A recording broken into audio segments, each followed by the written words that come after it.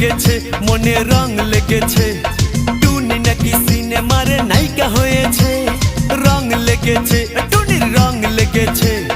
টুনি নাকি সিনেমার নায়িকা হয়েছে